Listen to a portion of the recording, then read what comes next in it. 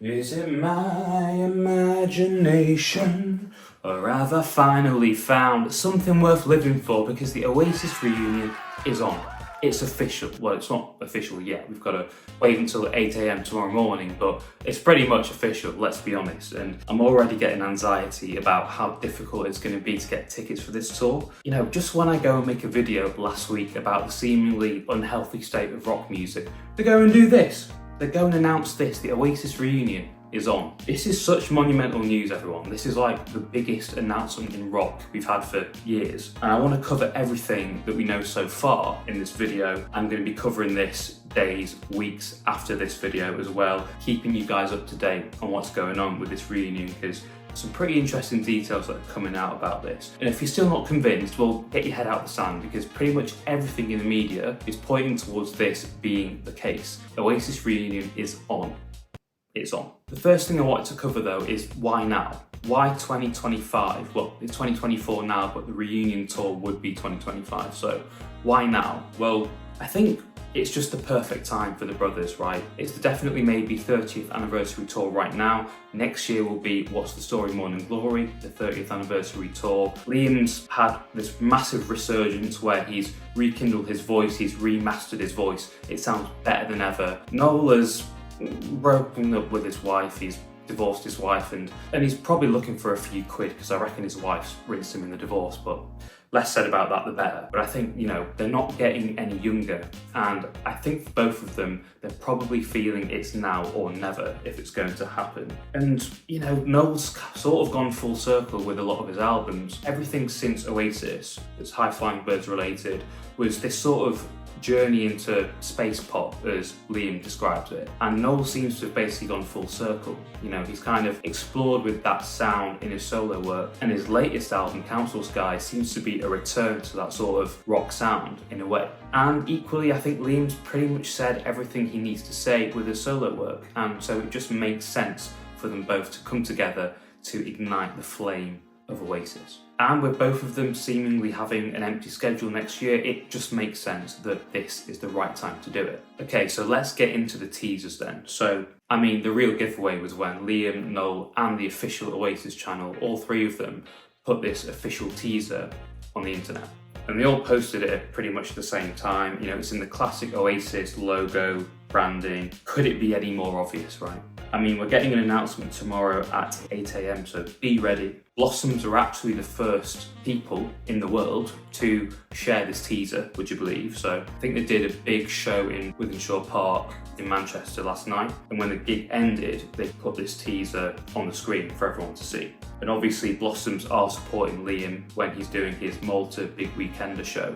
So I reckon they got tipped off, or they've probably had a conversation with Liam or his entourage, and they've probably been told before everyone else has. Wouldn't be surprised if that was the case. So Blossoms announced it pretty much. Then Liam, who's still on his definitely maybe 30th anniversary tour, also put this teaser on stage when he finished his gig, after dedicating the song Half the World Away to his brother Noel. And in addition to that, we've also had some very subtle tweets from Liam.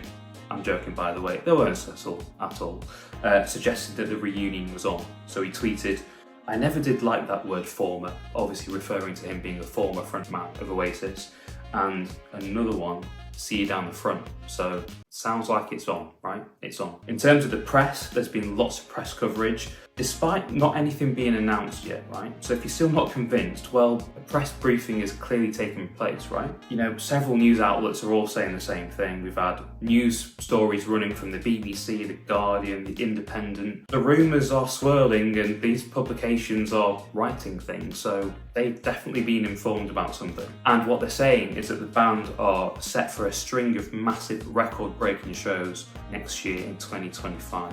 Apparently several outdoor gigs are planned for Manchester's Heaton Park. The rumour is there will be 8 shows in Manchester in total, as well as a whopping 10 dates at Wembley Stadium, which would break Taylor Swift's record of 8 shows at Wembley that she did on this Eras tour that I happened to go to actually. It was really good. It was really good. Wembley's capacity is around 92,000.